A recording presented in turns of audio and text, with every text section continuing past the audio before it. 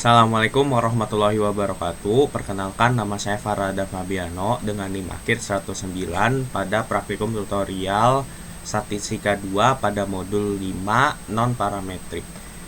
Di sini saya akan menyelesaikan tugas mingguan pada modul 5 yang nantinya akan diselesaikan dengan dua software, yaitu adalah software RStudio dan Minitab. Sebelum kita menyelesaikan permasalahan dari tugas mingguannya, saya akan membacakan soal tugas mingguannya terlebih dahulu. Nah,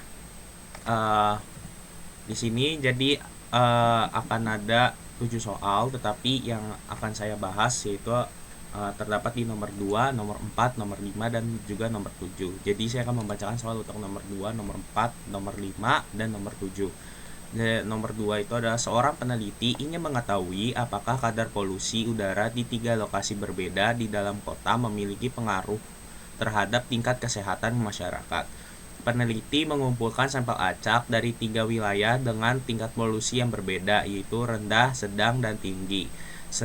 Setiap individu yang disurvei diberikan skor kesehatan berdasarkan hasil pemeriksaan medis. Dengan semakin tinggi skor menunjukkan kondisi kesehatan yang baik.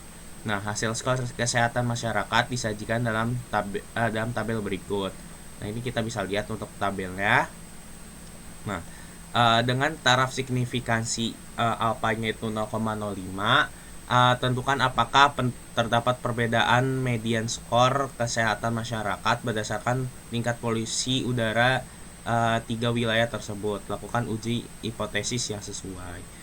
Dan untuk nomor 4 itu ada Bang Osik mengetahui apakah perubahan tampilan antar muka aplikasi mobile dapat mempengaruhi jumlah transaksi yang dilakukan oleh nasabah.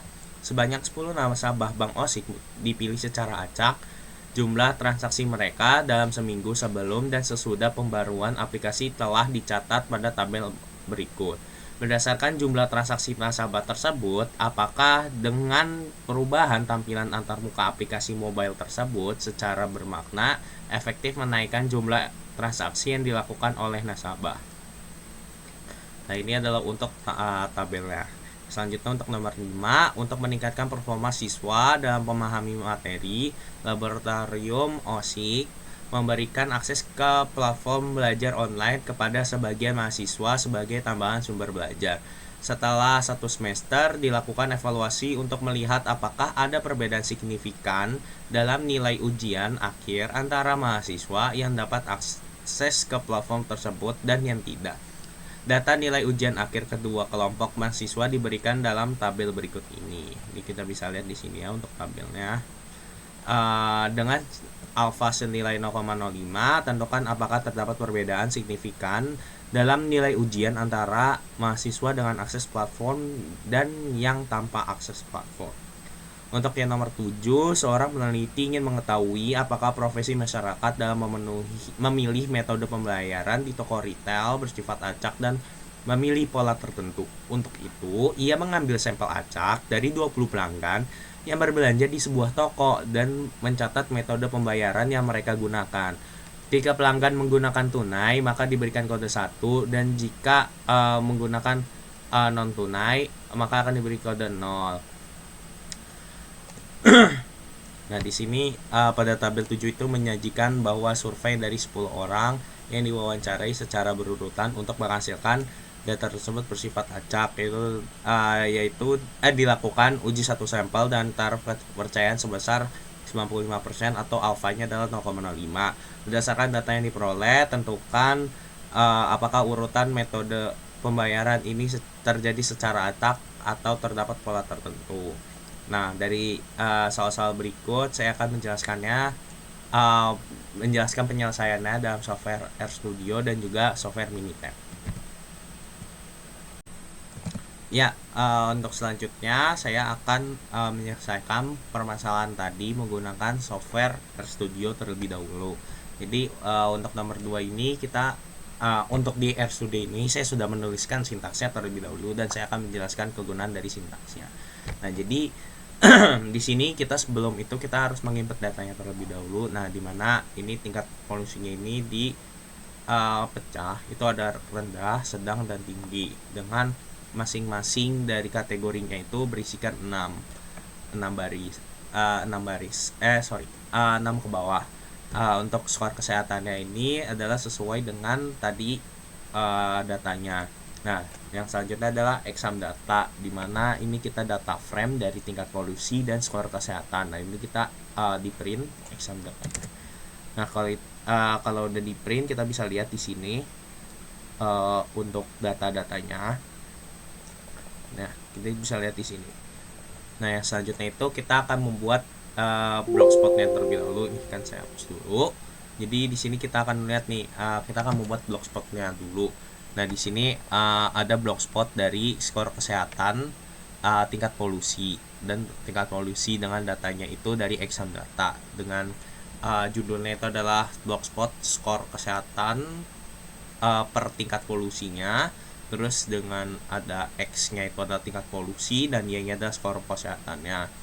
Dan untuk warnanya ini sebenarnya bebas ya. Nah, ini kalau kita run itu dia bentuknya adalah seperti ini. Memang dia sangat tipis ya untuk si blogspotnya. Nah, selanjutnya itu kita akan menginstal package dari RVA IDE Memoware. Di sini saya sudah udah menginstalnya dan juga mengaktifkan package-nya.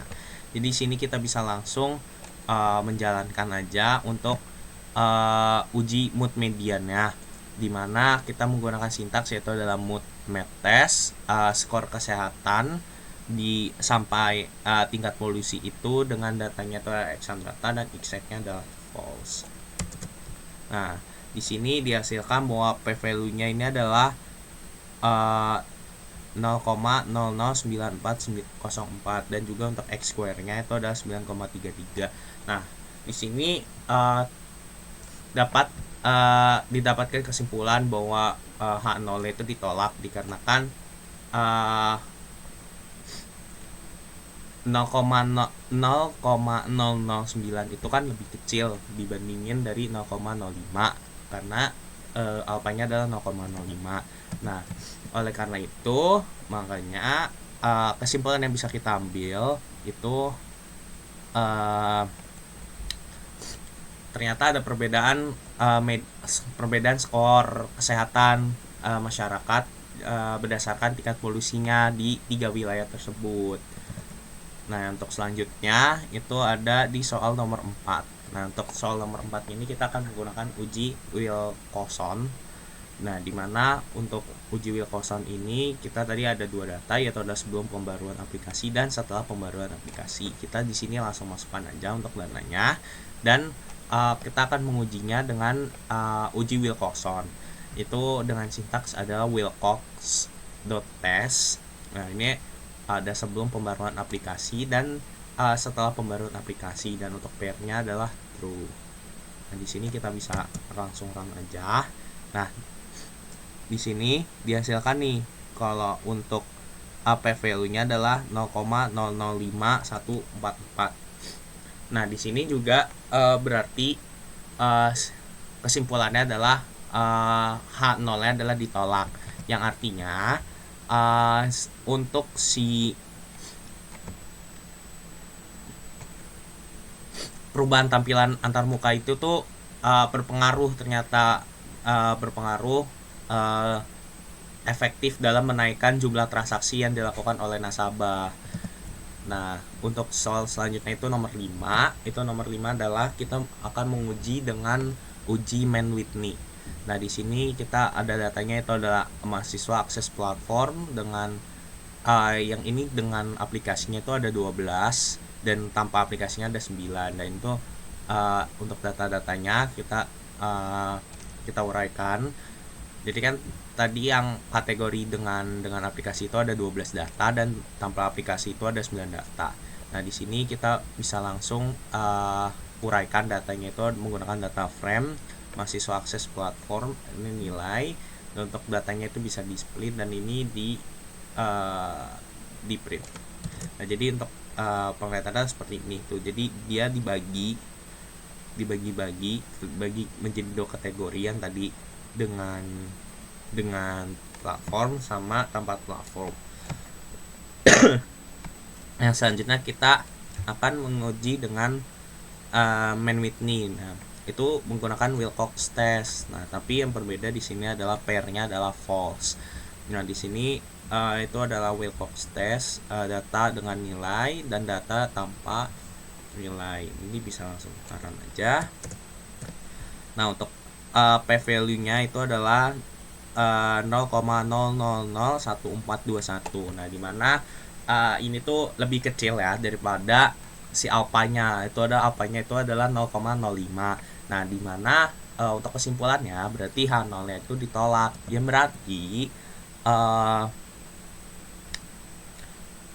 berarti terdapat perbedaan yang signifikan antara nilai ujian antara mahasiswa dengan akses platform dan yang tanpa akses platform. Nah, untuk soal yang terakhir, itu untuk soal nomor 7, kita akan menggunakan uji rantes. Nah, di sini untuk uji rantes itu kita perlu menginstal package rantes sama T-Series. Tapi saya sudah mendownloadnya terlebih dahulu. Di sini kita langsung rantes. Nah, di mana untuk datanya itu kita uraikan, kita definisikan itu as numerik. Ini adalah 10100011011 karena tadi disebutkan dalam soalnya itu kalau misalnya tunai itu pakainya 1 dan non tunai itu 0. Nah, di sini kita bisa langsung tes aja rantesnya. Itu sintaksnya rantex faktor data. Ini bisa langsung kita run. Dan untuk p-value-nya untuk standar normalnya itu adalah 0,67082 dan untuk p-value-nya adalah 0,5023. Nah, berarti nilai p-value-nya itu lebih besar dibandingin si alpanya. Nah, artinya apa? Artinya si H0-nya diterima. Yang berarti urutan metode pembayarannya itu dia memiliki pola tertentu ya. Jadi dia nggak secara acak gitu aja, tapi dia memiliki pola tertentu. Ya, mungkin itu saja yang bisa saya sampaikan dalam RStudio. Ya, yang selanjutnya di sini saya akan menjelaskan penyelesaiannya menggunakan Minitab, tetapi saya langsung aja untuk ke hasilnya. Jadi untuk soal yang nomor 2 tadi itu kita mendapatkan untuk p-value-nya adalah 0,09. Kesimpulannya sama seperti yang tadi udah saya sampaikan, dan untuk chi-square-nya adalah 9,33. Yang selanjutnya untuk soal nomor 4 itu juga sama, untuk p-value-nya adalah 0,006. Nah, dimana itu artinya dia akan lebih kecil dibandingin si alpanya, itu adalah 0,05. Dan untuk Wilcoxon statistiknya adalah 55 dan N4 testnya adalah 10. Dan untuk soal nomor 5 di sini untuk p-value-nya itu tuh ada 0,356. Ya, lanjut untuk ke soal nomor 7, untuk p-value-nya adalah 0,502. Nah, ya untuk kesimpulannya semuanya sama dengan apa yang saya sudah jelaskan tadi di software RStudio. Di dalam software Minitab ini saya hanya menjelaskan hasil yang saya dapatkan itu tetaplah sama dan tidak ada perbedaan dari jawabannya dan juga perbedaan dari kesimpulannya. Ya, mungkin sekian yang dapat saya jelaskan dalam tugas mingguan pada modul kelima non-parametrik. Sekian dari saya, jika ada kesalahan mohon dimaafkan. Wassalamualaikum warahmatullahi wabarakatuh.